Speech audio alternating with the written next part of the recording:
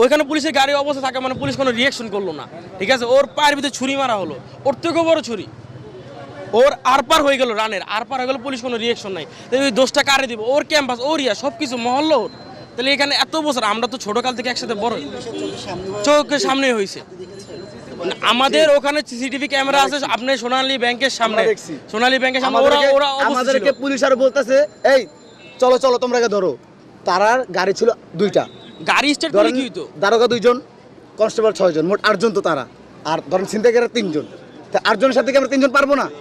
আমরা রিস্কালার 3 জন দৌড়াতে দিছি, তারা দৌড়াইতেছে না, তারা ভয় পাচ্ছে, ছিনতাইকারী তারা ভয় পাচ্ছে। তা আমরা আম পাবলিক, আমরা যদি তাদের কাছে সেফ না পাই তো কার কাছে সেফ পাবো? আমরা সাধারণ স্টুডেন্ট কোথায় যাব? পুলিশের সামনে যদি আমাদের বন্ধুকে পার মেরে লাই, তাহলে আমি এনতে তেজ যেতে পারবো না।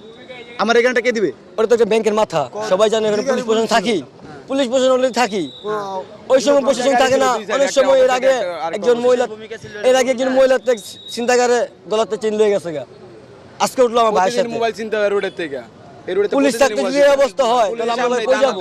আমরা তো ভাই গরিব ঘরের সন্তান। পুলিশ যদি পদক্ষেপ নিত তাহলে এই ঘটনা ঘটতো। পাবলিক যারা ছিল ওরা দৌড়ে ছিনতাইকারীকে ধরার চেষ্টা করছে, কিন্তু পুলিশ একজনও সেখানে কোনো সহযোগিতা করেনি। এটা যারা ওদেরকে নিয়ে গেছে প্রত্যক্ষদর্শী ওরাই বলেছে।